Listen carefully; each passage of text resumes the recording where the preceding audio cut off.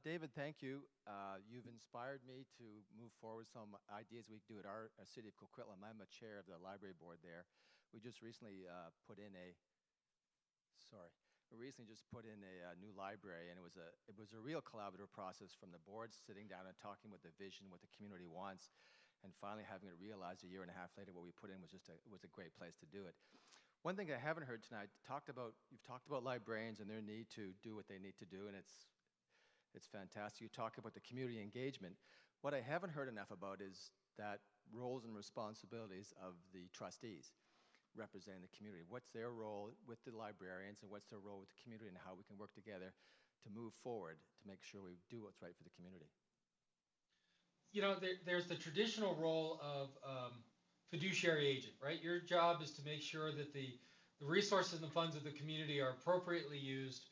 And that oversight, I think, still underlies a lot of how we see boards and its importance. But I think the story you just told about organizing the new facility, the new services, shows what power those boards can have. When I've seen powerful boards, they represent their community. They don't just come in, look at a budget, hear a report, and walk away. And by the way, if that's the way that, in essence, the library director treats their board, I think that the board needs to stand up and say, we are more than just someone who's going to overlook your budget. We want to be more involved. We want to be in that building. We want to be there. I don't think it's the board's job to become librarians. I don't think you need to spend a lot of time on copy cataloging and are we doing appropriate classification terminology. But I think it's the community voice on a regular basis. It's also prioritization, right? Here's the easy thing to say. Libraries need to listen to the voice of their community. Everyone in that room knows that saying the voice of the community is a fiction. It's the voices of the community, and oftentimes contradictory voices of the community. Things that the community want that have different priorities. And that's where the co-ownership and the negotiation, and to me, the democratically selected role of the board becomes the most crucial. How do you prioritize among the voices and the resources available to meet those needs? It's always going to be a negotiation. This is why, for example, I want to get rid of the idea that libraries are unbiased and neutral. Librarians aren't unbiased and neutral. We have a point of view, right? The idea that more information is better than less information is a point of view. The idea that one resource may be more appropriate for a given question is a point of view. It's working with that board to talk about how do you deal with the conflict in voices of the community, oftentimes very legitimate. The worst thing that a public library can deal with is every service sounds perfectly legitimate in a public library, right? Because it all has the sort of romantic, we had a cuddling with puppies day at the public library the other day. Oh, isn't that nice? We had a reading to people who don't normally read. Oh, isn't that nice? But was it effective? Was it important? Was it more useful than this service or that service? And to me, that's the voice that the board needs to be willing to express and take a stand in as well, building consensus, not only among librarians and the board, but among the community itself. Volunteering me. My name is Jeff Yasinchuk. I'm a teacher librarian in Nelson. I'm also an the executive of the British Columbia Teacher Librarians Association, the vice president of advocacy. So we do a lot of this. It's nice to have this meeting. But I will say, David, thank you. You rocked it. You kicked it, man. Way to go. I think you got some converts. I do want to speak to quickly, Morgan. Where are you, Morgan? You put a really good, thank you, Morgan. You really talked about the connection between school districts and the public libraries. And in Nelson, we're a small community of 10,000, and our public library, where's June? June Stockdale, you kick it too, June. Shout out to June, props to June. They approached the school district. We've had conversations the last couple of years about how can we support our community of learners. We have a shared community of learners. Those kids are not our kids. They're not June's kids. They're everyone's kids, everyone's students. So we work together. And it's not really going to touch on your project-based learning, Morgan, my response or my comment, but it is going to say that there is a need there. And what happened was the public libraries approached us and said, hey, our parents their kids are on Facebook, and the parents actually don't know what the kids are doing. And how can you help us? And I said, well, we're doing it our end, and we're educating the students on how to use social media properly. And June said, well, why don't we do something about helping the parents. So again, we're trying to support our community of learners in Nelson. It's been a really successful process. Another thing I'll quickly mention, and it might be a retrograde, I'm not sure, but shared resources. Our two high schools in the area there, we have an interlibrary loan with the public library. So our students, and my budget's so small, I can't afford to buy all the books and the resources, and so I'm able to go to June and say, June, you know, can we start sharing resources? And our students, of course, have their library cards, and we do it all above board. No one caught me on that. Anyways, you are listening. So we have this interlibrary loan. It's actually started a good conversation now between back and forth, and now our students are recognizing, hey, there's other resources that are available out there that the school can't support, but my job is to help support the students, is basically what David was saying. And so I wanted to recognize that is possible, especially in a small rural area. There are ways to go around it, and money is never an option, never an issue in that respect. Thanks. It actually reminds me of a couple of examples. One is where a suburban school district, which once again in the United States, they tend to be pretty well funded, actually opens itself up after school hours as a public library because the public library is too far away or too small. We have situations where the county health administration has teamed with school librarians to provide public health information to families through the children, where they'll bring materials home and provide, and the library helps organize and connect that to additional materials to make it easier for parents of all educational and socioeconomic status to take advantage of. So, and just because, once again, kissing up, school librarians, when you find a brilliant school librarian, there is no one more powerful or dangerous in the world. It's a great thing.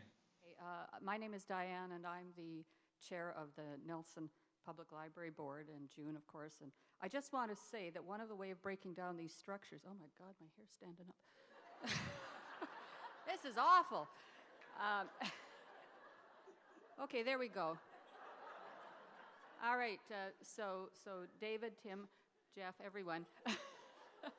One of the things in terms of structures and hierarchies and so on, I think getting somebody like Jeff here, who is so hip and cool, as a teacher librarian on the board of trustees, which has just happened, we believe, the City of Nelson is just going to approve that, I'm sure, right, Donna McDonald, is a very, very good way to do that in a smaller community at least. You know, I think in some of the bigger communities, perhaps there are political issues that rear their pointed heads up, but you know, I think it gets down to the people, the community, and the connections, and I think, you know, I don't know what other boards do in terms of recruiting, but we went after that young man up there, and you know, so things are starting to happen. That's all I want to say, and I'm sorry about my hair.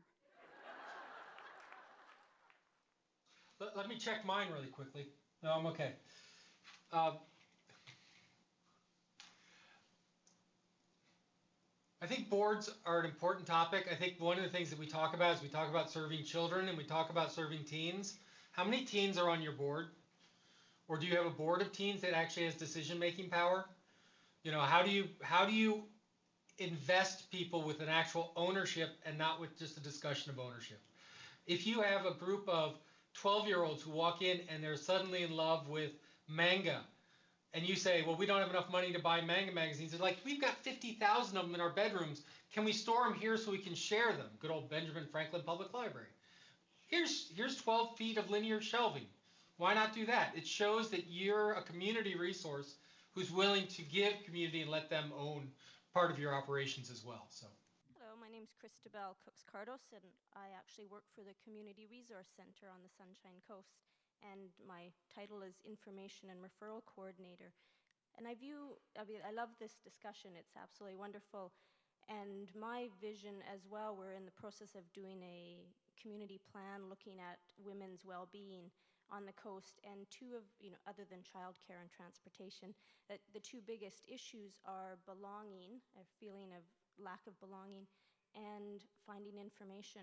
And I do see libraries as the community concierges, and also want to just reduce some of the angst that you may have of, oh my God, this is all on our shoulders. How are we going to manage to do absolutely everything?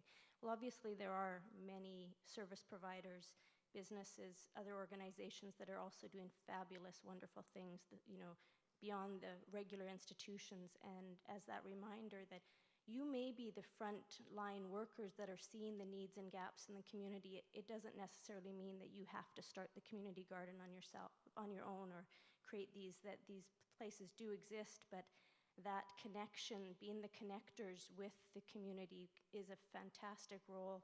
And as most nonprofits on 12 hours a week, it's difficult to find out what everybody is doing and to connect them, but I think we have that opportunity to really share the information, as David brought up, and so yay, let's all work together.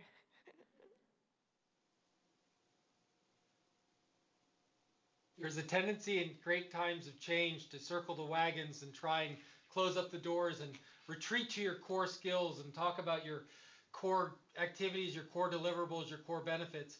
And to me, right now is the time to become as porous and open as possible. That you bring in as many people flowing in with ideas, flowing in with help, flowing in with new things going on, that we look at our field in a very dynamic way to meet community needs, not necessarily what is it that we can do today. So I would take advantage of that invitation. So despite being slightly offended by your dislike of data, that's the place I'm going to go to. So I found your commentary around bringing in data from the community. You find books about pizza, and now you find out where the pizza store is around your library. That is absolutely fascinating to me. But I would like to challenge all of the librarians in the room, anybody that has anything to do with libraries, and I expect that's the entire room. I'd suggest that the data from the library also needs to go out into the community, right? So that the community can understand what's happening in the library. What does the collection look like? Who's using it? What are they taking out of the library? As an opportunity to understand how, as an example in Philadelphia, why the crime rate around the library is going down, right? There's got to be something other than just the fact that it's a library, right? But if you start to understand what's happening with the library collection and where it's going and what it's being used for, it'll give us interesting insights into community development. And I think that's an opportunity that shouldn't be missed. So I challenge everyone to start making your data out of your library collections available to the public. Thanks. Amen. And I do like data. I just like data that gets used. I'm Lindsay Ross, teacher librarian from School District 61 in Victoria, and I've also just recently joined the ABC-CLIO executive. But I'm curious, in terms of data on the impact of a school library in its community, I know the Robin Hood Foundation was a project that was associated with Syracuse, where there was a decision to take like hedge fund money, and invested in schools, and the decision was made to put it in the library. 15% of the real estate impacts 100% of the community. Send teachers to get master's degrees at Syracuse, have full-time library technicians. I'm just curious what the impact in terms of the data on that has been. Oh, put me on the spot. The Robin Hood Foundation prepared a lot of school librarians for New York. Unfortunately, I can send you to the person who knows that data. I don't have it on my own. Ruth Small ran that project. She's still on faculty here. She's still doing incredible stuff. We know there are positive impacts. We took that project also to Rochester, New York, which is much smaller than New York City. But unfortunately, I don't have the actual data. But Ruth Small, or if you want to email me, I will get you that data. Email you, because I think one of the challenges we face in school districts is that we don't have much time for teacher librarians. In Victoria, full-time in high schools, up to 4 days a week in middle schools, but in some elementary schools, just because of the small populations, only 1 day or 1 day and a half. So I think it's a really critical issue. Thank you. But what boggles my mind is that the best data available for best impact, positive impact data in libraries available, study after study after study, is in school libraries. When the best case for libraries making an impact on the community is in school libraries. You look at academic library, we do lots of studies, but they tend to be very localized. School libraries have ASL and the American Library Association and lots of studies, I think, have done a very good job, and I think that's data that we need to do a better job of analyzing and bringing to bear.